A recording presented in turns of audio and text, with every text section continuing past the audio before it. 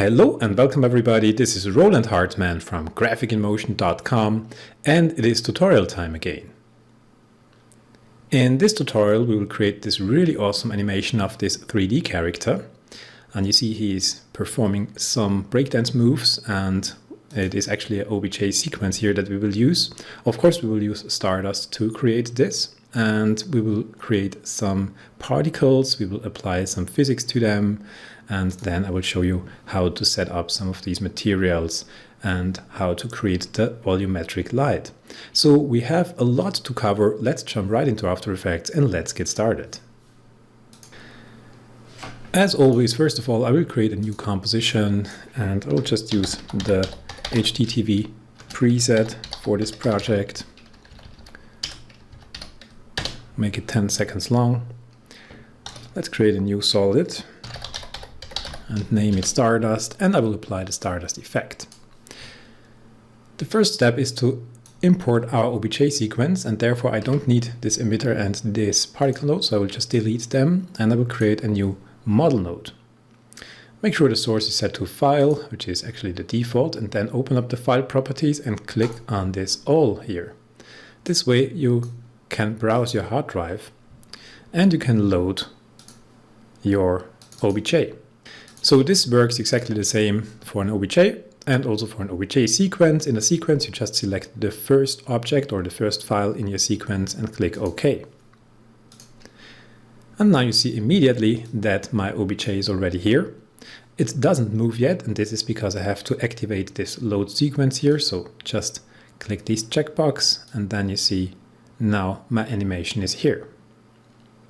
Cool. Maybe you wonder why we only have a silhouette in the scene. This is because I have no light in the scene, so we'll just add a quick light here, and I will just use a parallel light for now. Make the intensity 100 and the radius bigger. Okay. And now you can see that this is actually a 3D mesh, and it is actually a low polygon mesh. Now in the model properties, I will just scale this up a little bit, so 300. And now I will position it properly, so let me move to the end of this animation. I want it to be in the middle of my composition here. So let's say maybe something like 75. And then I also shift it on X, maybe minus 65. Looks quite nice. Let's see how the animation looks. Yeah, that's fine. Okay. Now I want to add my floor, and I will make my floor again with a model node, and this time we will use a primitive, so we'll change the model source to primitive, and I will use a cylinder here. Let's increase the size on X to something like 750, and let's change the size on Y to 20, and this creates this disk now. So to align these properly, we will change into our front view for a moment. And inside my model properties now, I can just move it down so that it aligns nicely with his feet. And I want to be a little bit careful that I have no intersection, so I prefer that there's a small gap, because if there's an intersection then I can get problems with the particles, because we will emit the particles actually from the mesh. So, you know, we just line it up, something like that.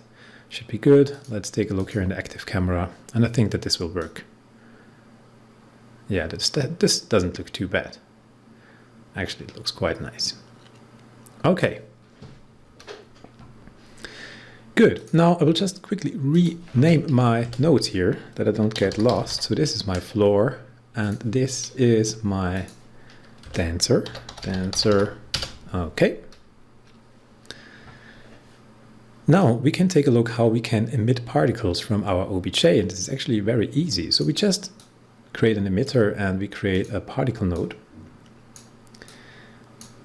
and let's link these two together, and now we tell the emitter that we want to emit instead of a point from an object, and we want to tell the emitter which object it should use, and therefore we just duplicate our dancer model node. So let's just select it and press Ctrl D, and I will rename this one here to dancer emission.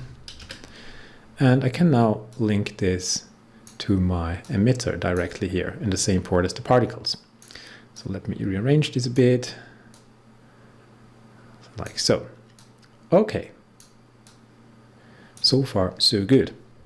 Now you see that there are already some particles, and they are obviously also following the movement of my dancer, but something is wrong, and if I take the speed off, you will see what's happening here. And actually our little dancer is already performing something like a head spin. He's just upside down here, you know, the particle dancer, and this is just because of this flip. This is activated by default, and if you uncheck it, then these two line up properly. Okay, now we have some particles. Awesome. So let me show a few options that you have got when you are emitting from OBJs. Let me turn off my dancer model for a moment that we can look at the particles. And let's make these a bit more attractive, visually attractive. Therefore I scale them down, give them a color, and set them to add. Just that we see what's going on with these different options, because there are actually different options of emitting, and I want to show you these. Right now I increase the particle count just that we see what's going on. The emission is set to edge, and you can see this quite nice that we get this kind of a grid here, and this is actually exactly a representation of the polygons of this 3D model. So the particles are just born along the edges, and then we have the possibility to emit from the vertices. Looks like that.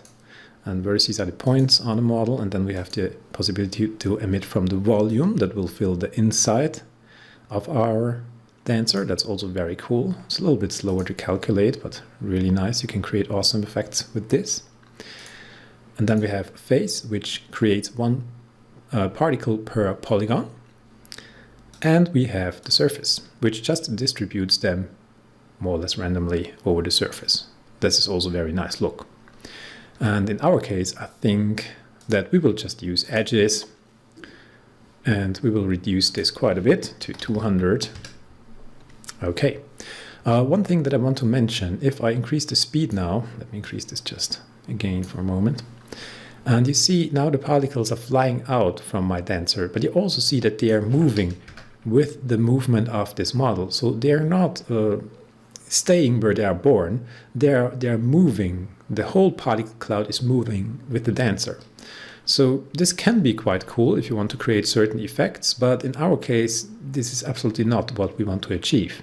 So you saw that in my preview video, these particles fell down and dropped to the floor. And yeah, we have to work on this a little bit here. Okay, so let's set this up. First of all, I reduce the particles per second to 200. Then I will just zero out the speed for now.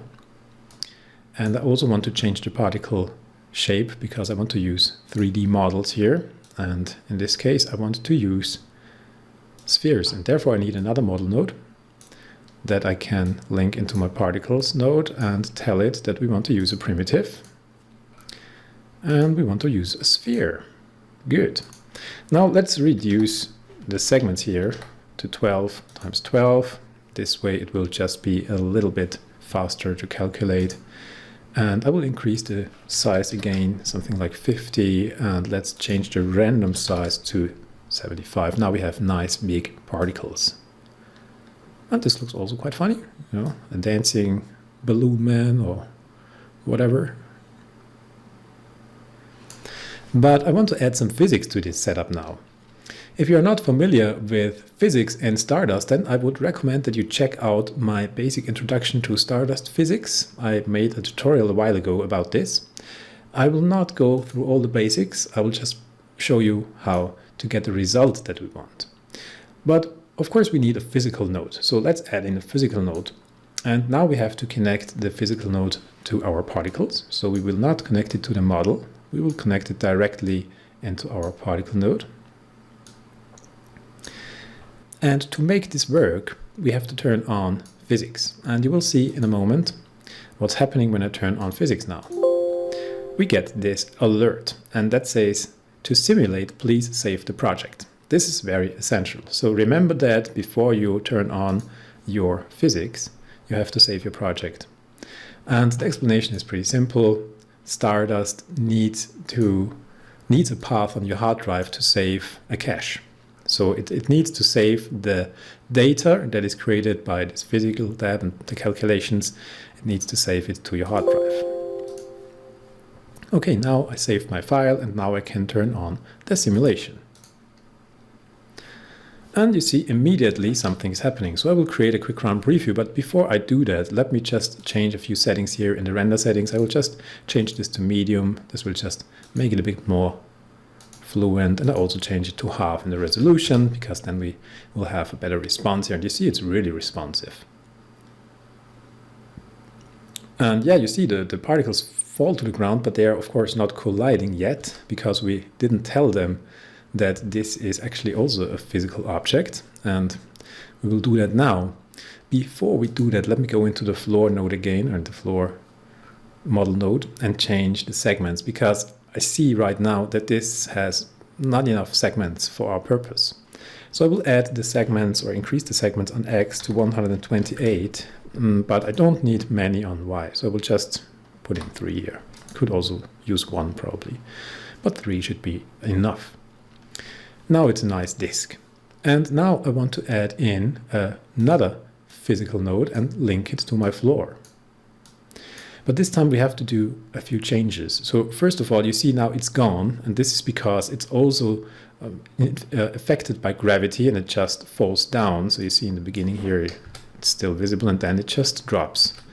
But we do not want this, and you can just set this to kinematic. And now it is a static mesh, but we can create collisions. You see that now it doesn't work, and this is because this simulate using is set to sphere, and this is of course everything else than a sphere, so we have to set this to model. Now if we take a look, you see, oh yeah, we are getting some collisions here. Awesome. Good. This is working nicely. And now I will bring in my dancer again, so I will just unhide it. And I also want these to collide with the model itself. So let's do that. Let's add in, or let's actually take this physical node here and just duplicate it, the one from the floor, because we need exactly the same settings for our dancer. And let me just rearrange this a bit nicer. I will bring this here, down here, bring the floor up here, and that it's not a total mess here. Okay. And now let's take a look whether this worked, whether we have a few more collisions now. And if you take a close look, yeah, we're getting some collisions from our dancer. That's good. Okay. So I want to change 2 more things before I calculate my final, or before I calculate my final cache here. I want to change the size over life of the particles. So let's go into my particle node and change over life size. I'll use a simple preset here. We have this fade in out Bezier and apply it. This way they will just grow and then fall to the floor, and then they will fade off again. It's nice. And I also want them to spread out a little bit. So I will go to the emitter and set a certain value of speed, maybe 100, and maybe with a speed variation of 25. Let's take a look how this looks like.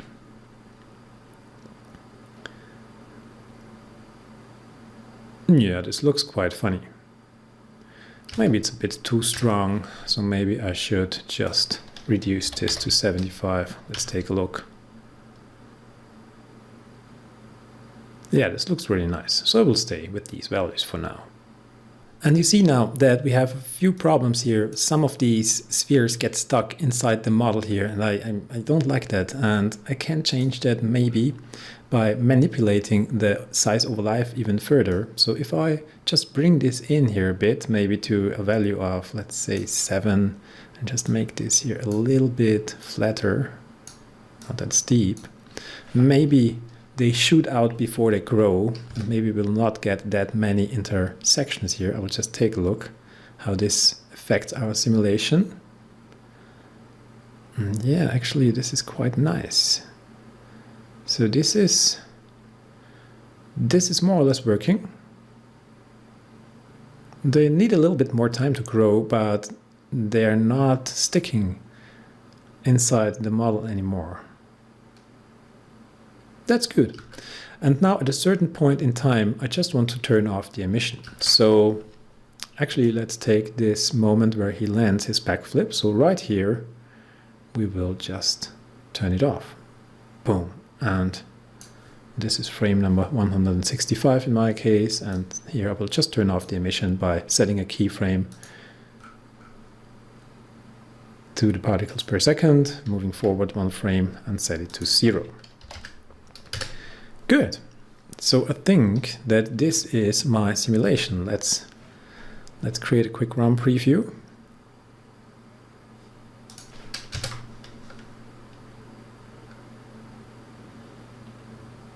Yeah, this looks cool. That's fine. And you see they're nicely colliding with his body. And then they just fall to the ground and fade out. Cool. Now to simulate the final animation, I will increase the quality of the simulation a little bit. So I actually maybe will go to very high. I think it's not necessary to go to extreme. And let's take a look here. I will just cache in out and see what this does.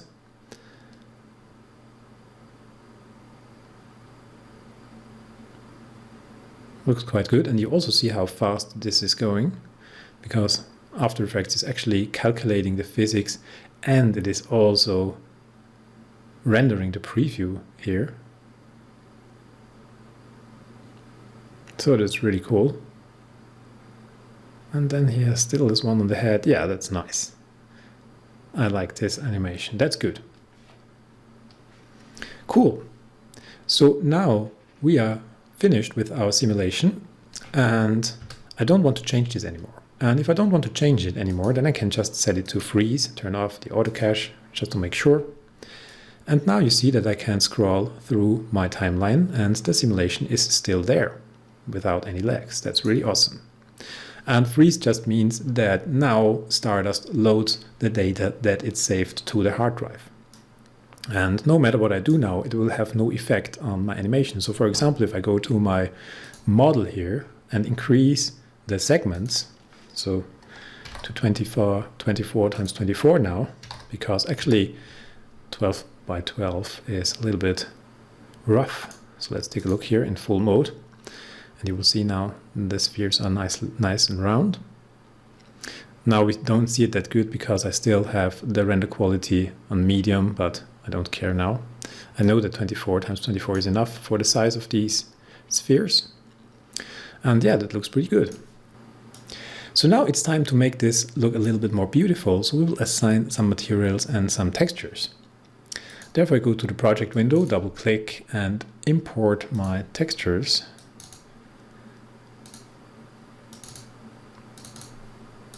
Just a few simple black and white textures. And by the way, if you want to follow along this tutorial, you can get all these assets on my website, and I will put a link into the video description, so you can get the OBJ file and the textures on my website for free. Now I will create a new folder and just put my textures in there so that it's at least a little bit organized here. Okay. And now let's create some materials. So first of all, we will add a material node and we will start with our, let's start with our floor. And for the floor, I want to use a preset. There are actually also material presets. So let's go to the preset browser and click here. And inside the 3D library, there are also some materials included. By the way, if you don't have the library, you can download it here, but it only works with a full version of Stardust. So this is not included in the trial version. And I will use this concrete texture here and just add it to my scene. And this will add a cube here that we don't need. So let's just delete this. But let's take this concrete material node and bring it over to my floor. Okay. And now the texture is applied. That's good. And now I will add a material to my model, to my sphere here. And right now the color changes, and this is because my diffuse is set to color from particle 100. If I set this to 0, then the color from the particles will not influence the color of my material here. Now let's create some textures, or let's apply some textures. So let's say we want to use these squares here. I will just use the squares and drag it on the icon to create a new composition. You see this is just a square filled with small rectangles. And I have to change the resolution here, the size of this composition, because if I use it as a 1-to-1 ratio, then it will be distorted if I project this on a sphere. So spheres should have a ratio of 2-to-1, and that's why I just divide the height by 2. Now I have a nice 2-to-1 ratio, and I will just increase the scale on Y, that we get rid of these small edges there. And now we will bring this into our original composition and just hide it. And now I can use it in my Stardust materials. So let's go to my material node and let's add it as a diffuse texture. And immediately see what this does. Now we have these nice patterns on our sphere. Cool.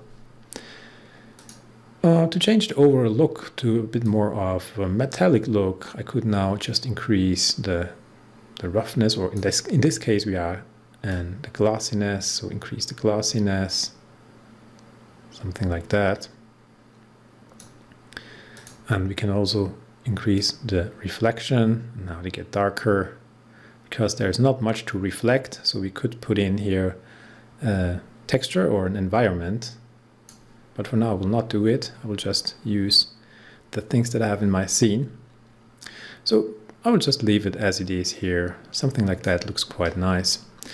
And I can also change the look here by changing the colors of my textures. So if I apply a tint effect here, for example, let's use a tint effect and apply it. And if I change this just to demonstrate to some different colors, so I will just map the black to this bluish color, and I will map the white to this pink color. And now let's take a look and you see what this does. This will just now take over these colors and looks quite nice. But in my case, I don't want to go for these fancy looks. I will just go for a dark gray and, in this case, plain white. Pretty boring, like that. Okay, so to make this a little bit more interesting, this material, I could use another texture. And actually, we have these textures in here, these concrete textures that came in when I created, or when I added this preset. And I will just use this roughness JPEG here and create a pre-comp. And I will use it, or try to use it, on my material. Maybe it will increase the quality and the look a bit. So, of course, I have to drag it into my project. So let's drag this into the project and make it invisible. And now inside my material here, I will add it to my roughness. Let's take a look what this does. And you see it flattens it out a bit, but it also adds some texture. We cannot see that very good now because the resolution is a bit small and also the material is not perfect, but I will leave it in here because in the other materials that I will create now, it will look a little bit more interesting. So talking about that, let's just create another one. So let's duplicate the model and the material node, select both of them and press Ctrl D on the keyboard to create a duplicate. And now we'll just link them to my particle node. Inside the particle node, I have to change the use models from all to random, because otherwise it will just overlap. And if you put in random, then it will distribute the models randomly to the particles, which is actually what I want. And now we can change the appearance of material number 2 a little bit. Therefore, I will use another of our textures. So let's go with these waves here, create a new comp, change the composition size again, divide by 2 and height, good, and drag it into our composition, make it invisible, and now apply it to our material. And first of all, I will apply it, of course, into our diffuse texture, and you see what this does. It looks also quite nice. And I also want to change the colors here. So let's go to our waves and let's again apply a tint. But this time we will use different colors. And this time I want to create something like a metallic golden look here. Let me take a look where I can find the right color. It's always a bit difficult to eyeball this. Something like that, maybe. Let's take a look. No, that's not quite there yet. I think I need a bit more red. Maybe something like that. Oh, that looks a little bit strange. It's always a bit difficult to find the right values here. Yeah, that's a bit better. Not quite, not perfect, but a bit better. Now I will change these a bit. So I want to make these a bit more glossy, just that they look a little bit different than the other ones.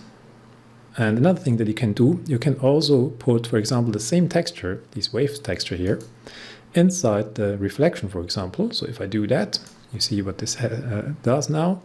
It will change the look even further. And I can also put it into the bump. So let's do that as well. Let's put it into the bump, our waves, and let's increase this quite a bit to 100.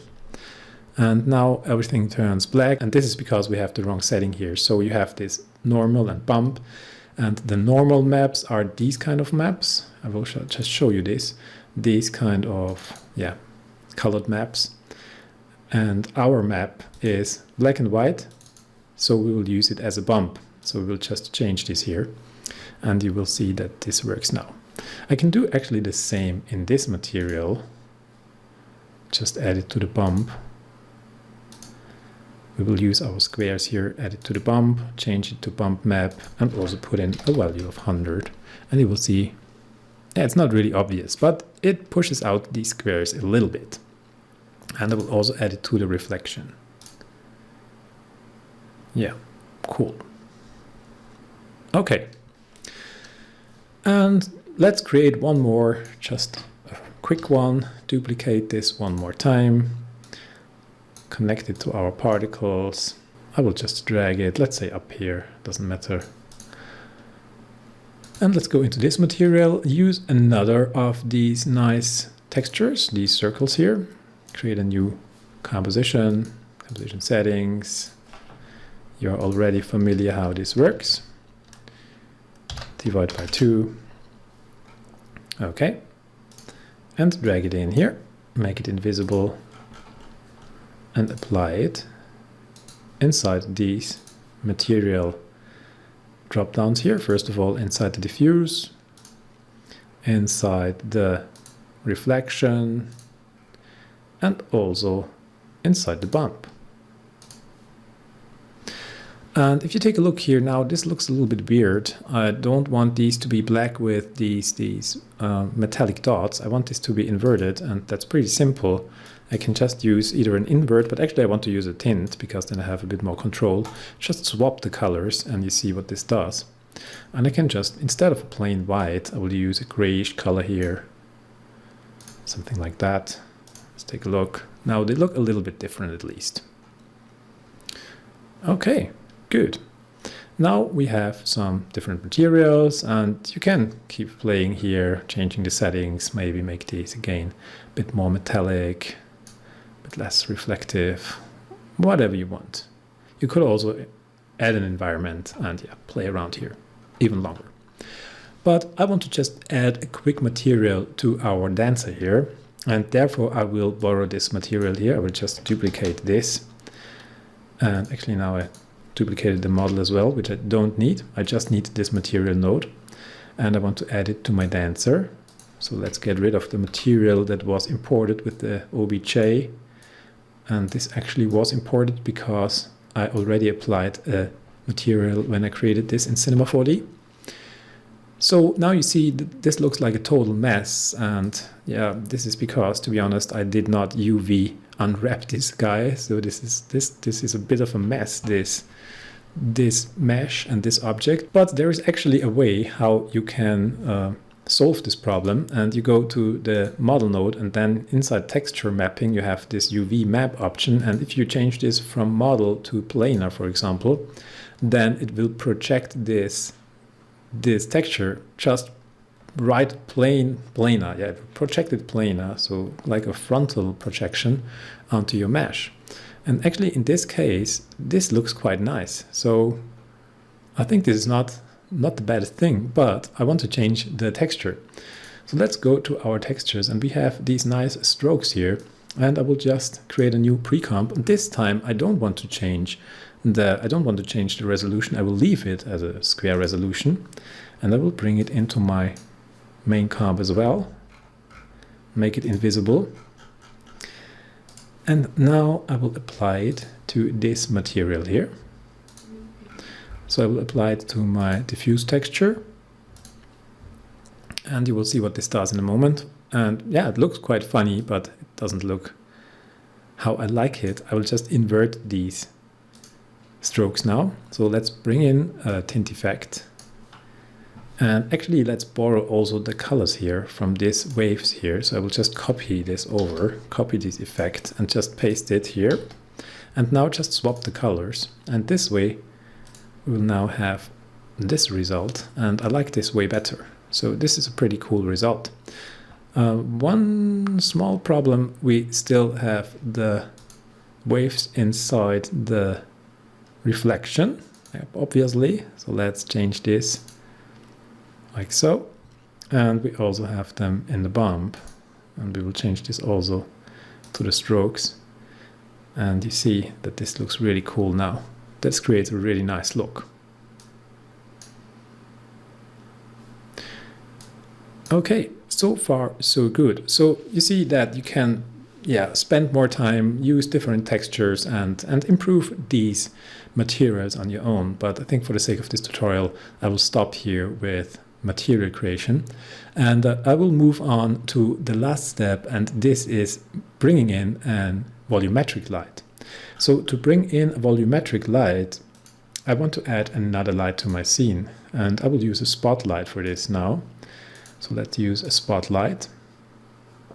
Okay, and actually I want to get rid of my parallel light now, or just turn it off for a moment. I want to position the spotlight right in the middle of my scene, so I will just put it to 960 times 540 and 0 on set.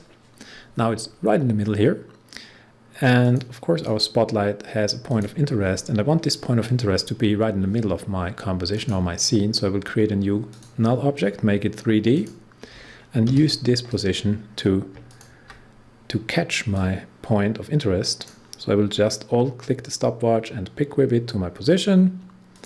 This way it won't move anymore. And now I can position my light here properly. Good. Now let's rename this light. I want to name it V light, and this has a reason that I will show you in the next step. Now let's add a volumetric light, and you can do this either here, or you can also right click and choose volumetric light. And now it should already be visible. Yeah, there it is. You see, that looks really cool. So let's play with this a little bit. First of all, let's colorize it. So I want to have a bit of a bluish tint in this light. And now I will change a few settings. And by the way, if you want to learn more about the volumetric lights, I will not go through all the settings now. I already released a tutorial that shows volumetric lights quite in depth, and this was the tutorial about the planetary scene with the asteroid belt, if you remember it. And if you didn't see it, then I would recommend to watch it if you want to learn more about volumetric lights. Now I want to change the distribution here from 50 to, let's say, 25 to make it a bit more intense. No, that's a bit too much. Let's go with 35. Yeah, that looks quite nice. And let's also make sure that our light is just a little bit higher in the scene. So we'll just drag it up a bit like that. Looks a bit cooler. Good. And the really spectacular thing with these volumetric lights happens when you turn on shadows. So let's do that right away. Let's go to our main Stardust settings here, and then we have these render settings, and there are shadows. And if you turn these on, you will see what's happening now. Now all these 3D elements interact with the volumetric light, and they create these awesome volumetric shadows, and this is really cool. And of course also they are creating shadows on the surfaces here. And as an addition here, I will also create some ambient occlusion. This will also help to sell this effect. And to finish it, the look, I will add 2 more lights to the scene. So let's go to Layer, New, Light, and in this case it will be a point light. And I will make these actually a little bit warm, so something like that. And 100 is probably too much, so let's set it to 50 for now. And yeah, now I have one problem, and this was why I named my light before, so that I can specify which one will be used as volumetric. And you can do this here inside the volumetric node. There is this starting with option, and you can just put in here a letter. And in this case I will use V, because this is my V light, my volumetric light. And if I do this, then it will just take my V light into account, and it will not interpret my point light here as volumetric. So let's go to my 4 views, and we'll quickly set up a very quick lighting here. Really, I don't want to spend too much time here now creating a nice lighting. This is up to you. You can play around there, and believe me, you can play around for hours creating nice light setups and nice materials, and I would recommend to do that. You know, my tutorials are just the starting point. I just want to give you ideas and hints. So you should never stop your work when I'm stopping the tutorial. It's not done when I stop the tutorial. This is just the beginning. Okay, and let me create one more.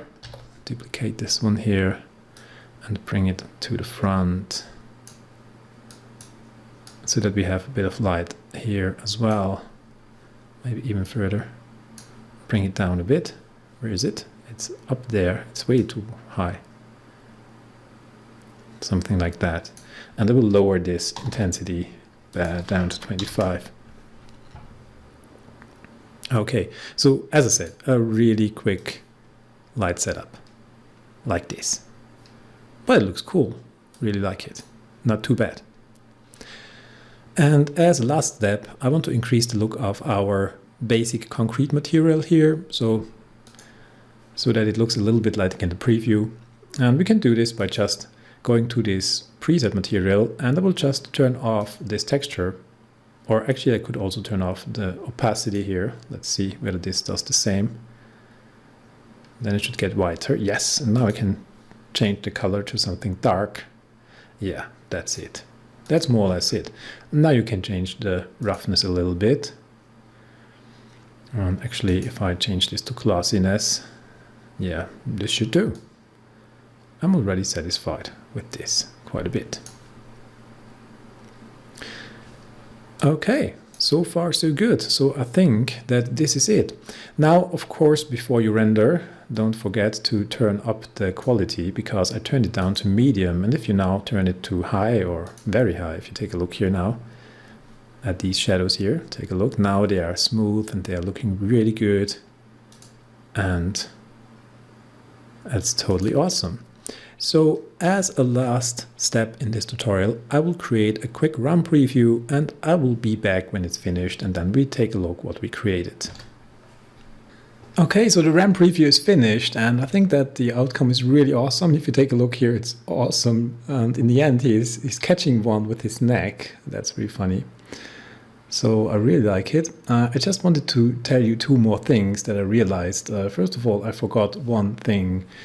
I should have given these particles a random rotation, because now you see when they are born, they're all born in the same orientation, in the same rotation. And I should have changed this before calculating the cache, the physics cache. And this is pretty easy. You just go to the particle node, and inside the particle node you can then just apply a random rotation to your particles. Now this will have no effect. They are the rotation properties, and you just set it to a random angle. As I said, now this has no effect because I already cached this, and I'm reading these data here out of the cache. But if you do that before you cache yours, then you will have a random rotation that will look a little bit more natural. And the other thing, and now of course my preview is gone because I changed this angle here. Okay, I don't care. And you see that this texture is not sticking to the model, and this has to do with the planar projection. So this is just the downside of this cheating technique here, that this will not stick to the model, but it will be projected, and so it just moves and slides all over the place. But in this case, in this abstract style, it really doesn't matter at all, I guess. Okay, so this is it with this tutorial. I really hope that you learned something, that you got inspired, and that you will be able to create awesome things using these techniques that I showed you today. Again, if you want to have the assets, you can get these for free on my website. I will put a link down in the description. I want to invite you anyway to visit my website, which is www.graphicinmotion.com. If you want to see more tutorials, then you can of course also subscribe to my YouTube channel. And if you like this tutorial, then please give me a thumbs up. Thank you very much for watching, and goodbye.